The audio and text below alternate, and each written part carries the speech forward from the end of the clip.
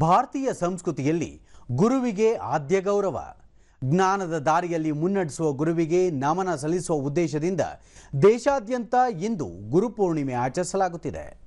ಪ್ರತಿ ವರ್ಷ ಆಷಾಢ ಮಾಸದ ಹುಣ್ಣಿಮೆ ದಿನವನ್ನು ಜನತೆ ಗುರುಪೂರ್ಣಿಮೆ ದಿನವನ್ನಾಗಿ ಆಚರಿಸುತ್ತಿದ್ದು ತಮ್ಮ ನೆಚ್ಚಿನ ಗುರುಗಳಿಗೆ ಗೌರವ ನಮನ ಸಲ್ಲಿಸುತ್ತಾರೆ. ಗುರುಪೂರ್ಣಿಮೆ ದಿನದ ಅಂಗವಾಗಿ ಪ್ರಧಾನಿ ನರೇಂದ್ರ ಮೋದಿ ಸೇರಿದಂತೆ ಹಲವು ಗಣ್ಯರು ದೇಶದ ಜನತೆಗೆ ಶುಭಾಶಯ ಕೋರಿದ್ದಾರೆ.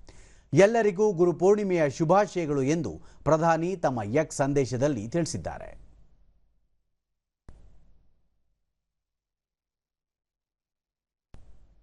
ಕೇಂದ್ರ ಸಚಿವ ಪ್ರಹ್ಲಾದ್ ಜೋಶಿ ಗುರುಬ್ರಹ್ಮ ಗುರುವಿಷ್ಣು ಗುರುದೇವೋ ಮಹೇಶ್ವರಃ ಗುರು ಸಾಕ್ಷಾತ್ ಪರಬ್ರಹ್ಮ ತಸ್ಮೈ ಶ್ರೀ ಗುರುವೇ ನಮಃ.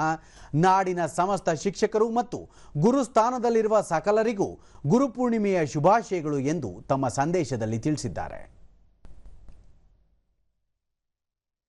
ಕೇಂದ್ರ ಸಚಿವರಾದ ವಿ ಸೋಮಣ್ಣ ಹಾಗೂ ಶೋಭಾ ಕರಂದ್ಲಾಜೆ ನಾಡಿನ ಸಮಸ್ತ ಜನತೆಗೆ ಗುರುಪೂರ್ಣಿಮೆಯ ಶುಭಾಶಯ ಕೋರಿದ್ದಾರೆ.